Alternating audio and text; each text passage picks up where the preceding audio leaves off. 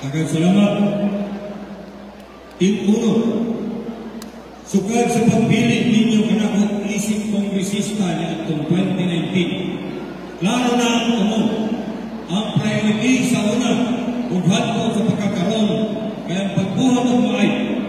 Mao nga akong kanasig is to do what a congressman should do.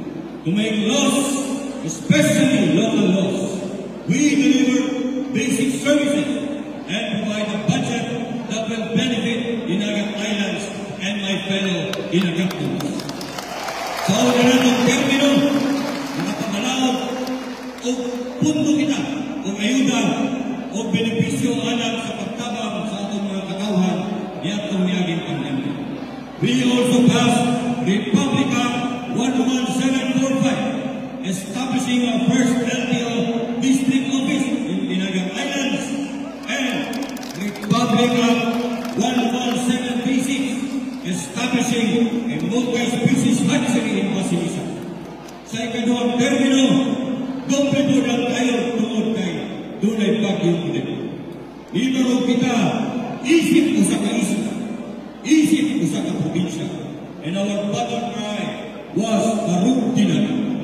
And we stood by that. We fought hard to recover from the disaster and to build our homes stronger.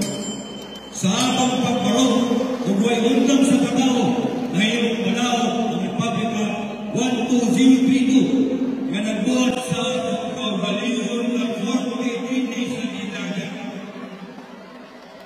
Thank you so much to our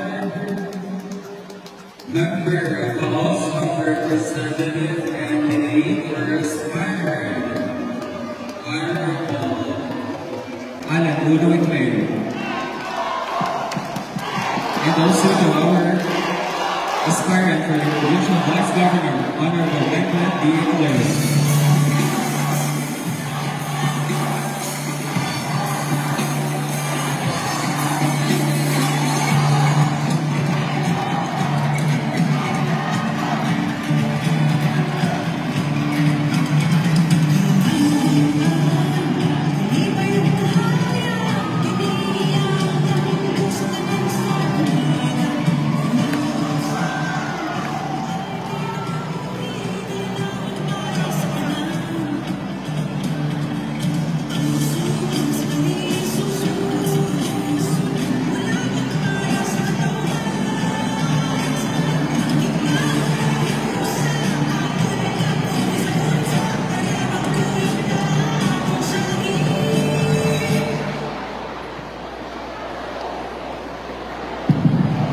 We will now proceed. Hello. Di muna, punta po tayo sa Santa Cruz kasi po, pasensya po meron po kaming appointment na Team 1. Talagang hindi kami makaantay. 6 o'clock na po yung sabot natin. Just naman, salamat po.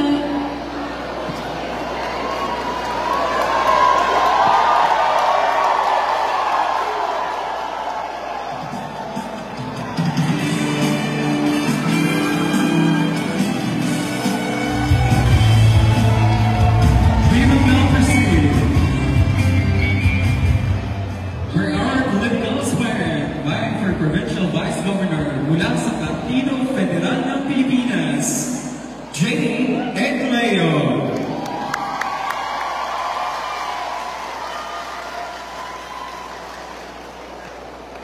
May punta ganyan